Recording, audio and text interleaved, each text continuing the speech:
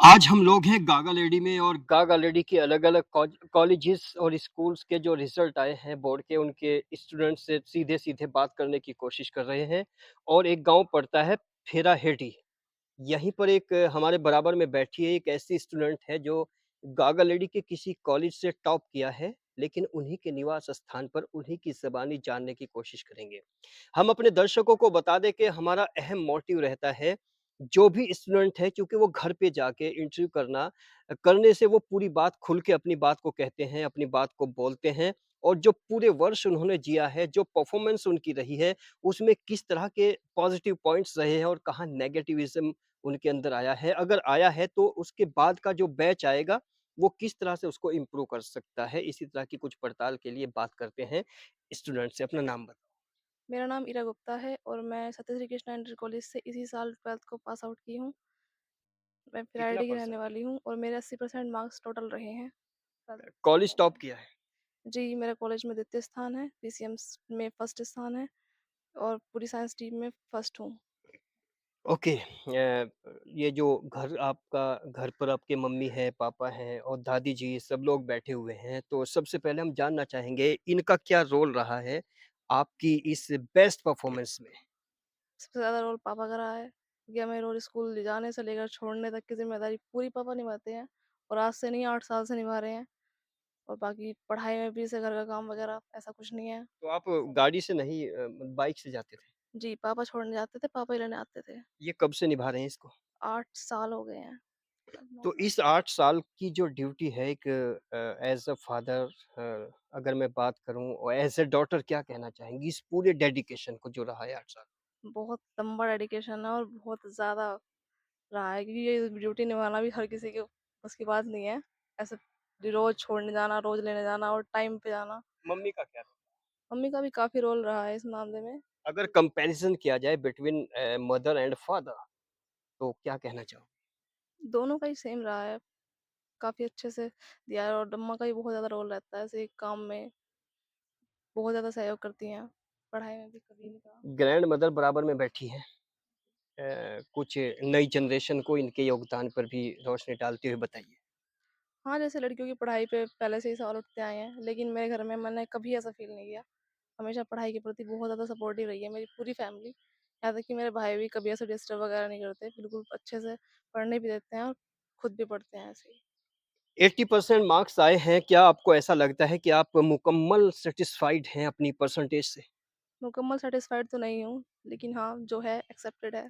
जो मुकम्मल नहीं है, जहाँ इनकम्प्लीटनेस है वो कहाँ महसूस होती है और उसको पूरा कैसे किया जा सकता था?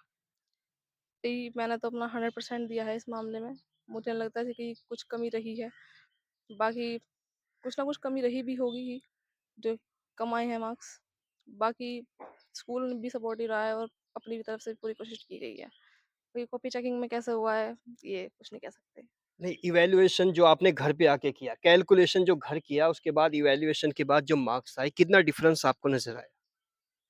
10 टू 12% का डिफरेंस तो मुझे साफ आ रहा है। तो इतने डिफरेंस में कुछ चेकिंग प्रॉब्लम लगता है या क्या लगता है? कॉपी जैसे कि मैं देख रही हूँ, रिजल्ट भी देखा है उत्तर प्रदेश का 80% ही रहा है, तो इस बार कॉपी की चेकिंग स्ट्रिक्ट थी ही, तो इसमें कुछ नहीं कर सकते अभी। स्पेसिफिक सब्जेक्ट क्या है आपका जो बहुत इंटरेस्टिंग है और उसमें आप कितने एक्सपेक्टेड मार्क्स लाए हैं या कुछ कम रहे? जैसे कि मैथ्स 95 प्लस की मुझे उम्मीद थी मैथ्स में और फिजिक्स में भी काफ़ी अच्छा रहा था मेरा। इधर से इंग्लिश में भी, वैसे सभी सब्जेक्ट में मैंने एग्ज़ाम में तो अपना फुल परफॉर्मेंस दी थी, बट मार्क्स कहाँ कम रहे, कुछ नहीं पता। मैडम का नाम क्या है? Principal ma'am principal. Shrimati Satyavati Yadav. उनकी एज कितनी है? उनकी एज अराउंड होगी 65 के अराउंड होगी। आई थिंक जो मुझे लगता है 70 प्लस मुझे लगता है। जो उनका इस वक़्त का जो मतलब मैनेजिंग कंट्रोल है वो कैसा लगता है? चूँकि उम्र के ढलान पर है, बिल्कुल लास्ट पड़ाव पर है। उनका मैनेजमेंट काफ़ी अच्छा है और अब तो शताक्षी मैम उनकी डॉटर काफ़ी अच्छा सँभालती हैं स्कूल को भी। योगेश मैम भी काफ़ी ज़्यादा योगदान रखती है स्कूल के मैनेजमेंट में और मैम का भी काफ़ी अच्छा है बच्चों के प्रति। डाँटने वगैरह। जैसे उनकी आपने कहा डॉटर है मतलब एक तरह से जो माँ है उसने बेटी को वो पूरा चार्ज दे दिया। तो बेटी और माँ के मैनेजमेंट में पर्टिकुलर क्या डिफरेंस लगता जैसे साक्षी मैम थोड़ी स्ट्रिक्ट हैं, जैसे कि है? बच्चे आजकल के हैं, थोड़े शरारती ज़्यादा हैं, तो मैम उसी हिसाब से स्ट्रिक्ट है, वैसे कि वक़्त के हालात के हिसाब से दोनों अपना काम बहुत अच्छे से करती हैं। जैसे कि प्रिंसिपल मैम पहले थोड़ी स्ट्रिक्ट नहीं थी इतनी, बच्चे भी काफ़ी अच्छे रहते थे, बट अब बच्चे शरारती हैं, तो इसी वजह से साक्षी मैम भी स्ट्रिक्ट हैं। कोई खामी जो इस साल रही हो, जिसको आपके बाद की जो जनरेशन वहाँ पर अगली क्लासेस में है, वो पूरी करें, कोई आपसे कोई मैसेज लें, कोई ऐसी कमी उसको बताइए? सेल्फ स्टडी जहाँ तक मैंने अपने स्कूल में देखा है, तो बच्चे सेल्फ स्टडी को ज़्यादा ध्यान में ना रखकर ट्यूशन वगैरह में ज़्यादातर इंटरेस्टेड रहते हैं। तो इसीलिए मैं कहना चाहूँगी सेल्फ स्टडी पर ज़्यादा ध्यान दें, ट्यूशन वगैरह में ज़्यादा टाइम ना करें। जैसे मेरी एक फ्रेंड है, उसके 3-3 ट्यूशन थे, नाम नहीं बताऊँगी, बट वो भी सैटिस्फाई नहीं है अपने मार्क्स से। एक स्कूल क्लासेस होती है, एक ट्यूशन क्लासेस होती है और एक लोग यूट्यूब से पढ़ते हैं, चैनल्स के थ्रू पढ़ते हैं। तीनों में आपको क्या लगता है? आई थिंक सेल्फ स्टडी जो हमारी क्लासेस जो रेगुलर स्कूल में होती हैं और यूट्यूब से हेल्प ले सकते हैं जो हमें चाहिए जिस पर्टिकुलर टॉपिक में हमें कुछ जानना है। तो अभी जब रिसोर्सेज हैं तो उनका यूज़ भी होना चाहिए। तो इस वजह से यूट्यूब क्लासेस भी ठीक हैं और हमारी रेगुलर क्लासेस जो स्कूल में होती है उन्हें मिस ना करके यूट्यूब क्लासेस को देखना ठीक है। ओके। जब क्लास में आप होती हैं तब फीलिंग्स कुछ और होती हैं, लेकिन जो वर्चुअल क्लासेस होती हैं, वो कुछ और होती है, तो दोनों के एहसास किस तरह से डिफरेंट होते हैं? अब देखिए, अब मान लीजिए क्लास में कोई टॉपिक समझाया गया, अब क्लास में 60 बच्चे मौजूद हैं, उनमें से ज़रूरी थोड़ी है कि सबके सब समझ में आ जाएगा। ये बात है क्वेश्चनिंग कर सकते हैं टीचर से, बट अगर सैटिस्फाई नहीं है तो उसके पास ऑप्शंस है यूट्यूब एक, कि आप वहाँ से भी समझ सकते हैं। एक ऑप्शन की तरह लें। दोनों का इस्तेमाल हो जाना चाहिए। जी, अच्छा क्या एम है अब 12th के बाद क्या करना चाहते हैं? प्लस के बाद मैं बीटेक करना चाहती हूँ। बीटेक कैसे करना चाहती हो? मतलब किस तरह के कॉलेज से बीटेक करना चाहो? किसी प्राइवेट कॉलेज से ही करूँगी फिलहाल तो मैं। आईआईटी वगैरह से कोई इरादा है? आईआईटी वजह से इरादा था बट जेईई मेंस मेरा क्वालीफाई नहीं हुआ है तो अभी मेरा आईआईटी वाला इरादा तो चला गया है। हॉबीज़ क्या-क्या हैं? मेरी हॉबीज़ वैसे तो ज़्यादा तो कुछ करती नहीं हूँ, वही पढ़ने लिखने का ही काम है मेरे पास मेरा। ओके। बेटी ने टॉप किया है, कुछ कहना चाहेंगे? हाँ, बहुत अच्छी बात है। जी, नीचे जी।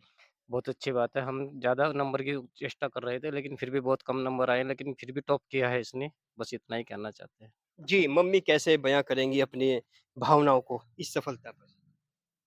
मैं ये कहना चाहूँगी, जैसे मेरी बेटी है, इसने बहुत अच्छी पढ़ाई की है। मेरे हिसाब से इसने जितना अब तक पढ़ा है, बहुत अच्छा पढ़ा है और हमारा नाम रोशन किया है। अभी संतुष्ट हो अब तक?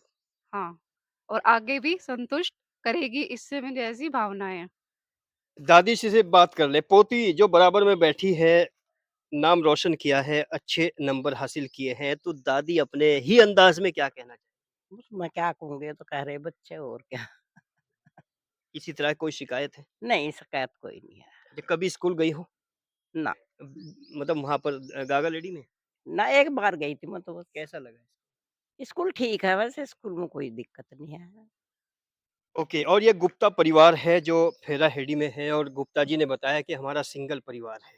हालाँकि गुप्ता परिवारों की हमेशा एक पहचान रही है कि उन्होंने अपने स्टाइल में ही ज़िंदगी को जीने की कोशिश की है। एजुकेशन उनकी फर्स्ट प्रायोरिटी में से एक प्रायोरिटी रही है। इसी तरह के इंटरव्यूज़ आपको दिखाते रहेंगे, बने रहिए अल्टीमेट ओपिनियन के साथ।